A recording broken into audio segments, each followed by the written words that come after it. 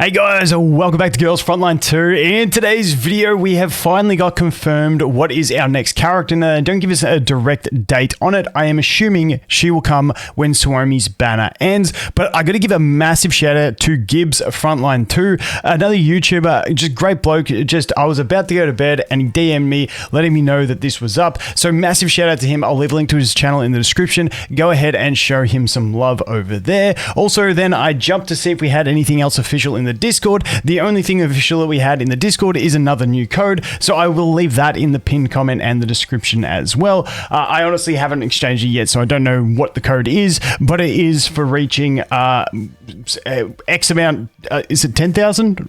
I think, or 100,000 members on the Discord. I don't know. Anyway, it's a free code, free stuff, whatever it is, take it, it'll be there.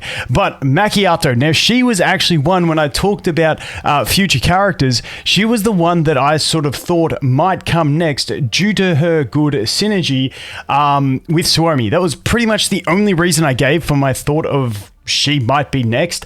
I don't know how they're flowing.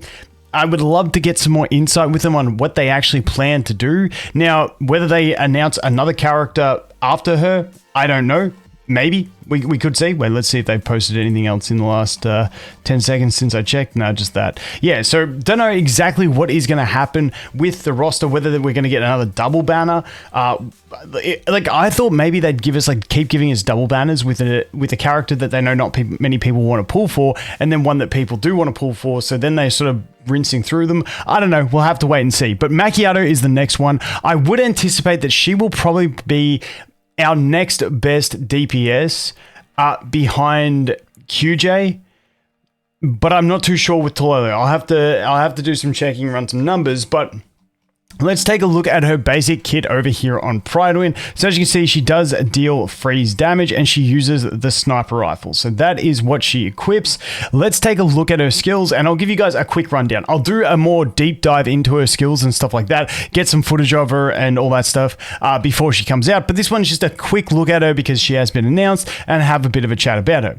So let's take a look at what she's got. That's just her basic attack. Over here, cold-blooded flash shot. Select one enemy target within a radius of 9 tiles and deal 160% of your attack power as freeze damage.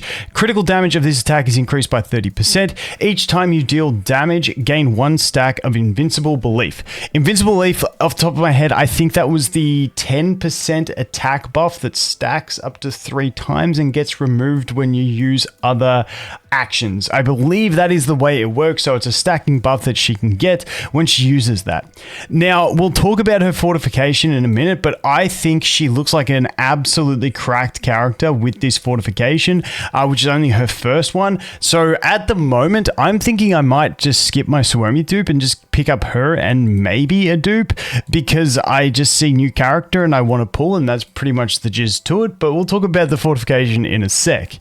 Her next skill, select one enemy target within a radius of 9 tiles, deal 130% of your attack power as physical damage, gain 4 points of Confectance Index, and gain 2 stacks of Standard Strategy. Now, Standard Strategy is the one that reduces AoE damage taken and can also stack. I'm pretty sure that one is. So I think they are adding those, like, what Standard Strategy, they're starting to add those descriptions to characters, but obviously they haven't got onto all the CN characters. But that is what that one's going to be. And honestly, it's a pretty big generation of Confectants, because when we look at this one, you know, this one's only got a Confectance cost of 2. So you're going to get a couple of 3 of these out essentially, and then, you know, get one of these out to stack back up, and then go a couple more and then stack back up if that's how you want to play it. But we also have this ability here, which is going to be a very important ability, which is her ultimate. This has a 3-turn cooldown, and this is the main reason why she has good synergy with Suomi. Gain Frost Barrier and Alert lasting for 2 turns. Now, Frost Barrier is pretty much what the Frost Barrier is from Suomi. And Frost Barrier absorbs 65% of your initial attack power up to a maximum of 60% of your max HP. Now, the big thing in this one is not the barrier, but the alert. So Alert is kind of like, if I had to compare it to something like Groza's Revenge. When an ally is attacked within range, As long as she has a frost barrier up, then she will launch a counterattack. She can do this up to 2 times per turn.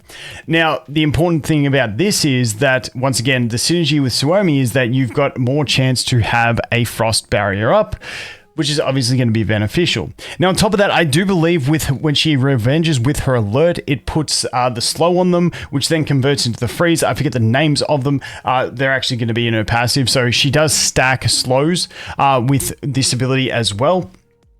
And then as we move on from that one, we get into her passive.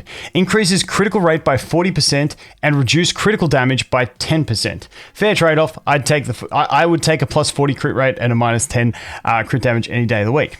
At the start of the round, if your HP is greater than 80%, gain insight and steady movement until the next round begins. Now, insight is the buff that basically all snipers have, and I think it's also on the standard 5-star sniper rifle, which has an insight condition. So the fact that she procs that, even though she doesn't get the lightning boost off of it, it means that, you know, you can get some benefit out of the 5-star sniper rifle if you do have that and you have pulled it along the way. When attacking a target with Frozen, ignore 4 stability points, points of stability index and increase damage by 20%. When attacking a target with Stiffening, ignore 6 points of stability index and increase damage by 30%.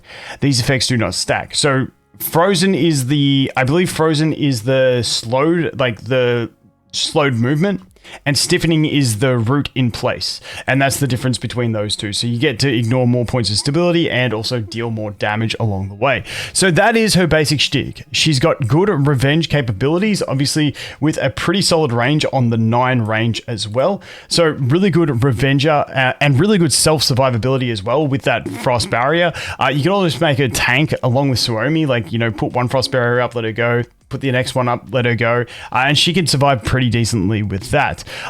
Once again, then she does have, once again, a ton of self buffs, but the one thing I wanted to touch on was her fortification segment number 1, because, you know, that's something that if people are saving, you might be able to reach, or it's more free-to-play friendly. I'm not going to go into 2, 3, 4, 5, 6.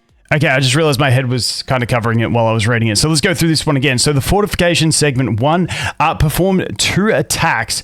Critical damage is no longer increased, and the damage is reduced to 100% of your attack power.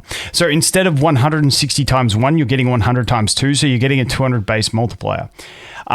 If the first attack results in a critical hit, which would normally give you 30% extra critical damage on top of the 160, but now that one is going to guarantee that your second hit is a critical, and it gets an 80% increase on 100%, as opposed to the 30 on the 160. So essentially your base multiplier is increased, and if you crit, you get a bigger increase in the crit multiplier overall when you spread it out. So I think it's a pretty decent segment 1, but she's the kind of character that I really do like, because she has, once again, this, which is going to give you the alert, which is going to give you damage outside of your turn, which is absolutely fantastic. And then on top of that, she's just got really good damage in her turn, which you can further amplify with this one. But even if you don't get the fortification, it's still 160% damage multiplier with a boost of 30% crit damage, which is really, really solid. And once again, she's gaining herself a stackable buff on top of that. So I think it's a pretty solid kit all round.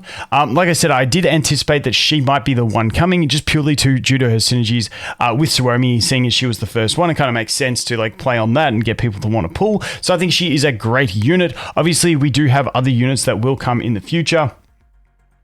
Things like, dude, people get annoyed at the way I say her name, and I have no idea how to say it, but old motorbike AoE chick. Let's just leave it at that. I got to learn some pronunciations apparently, because people are getting real pissed at my clock-A pronunciation.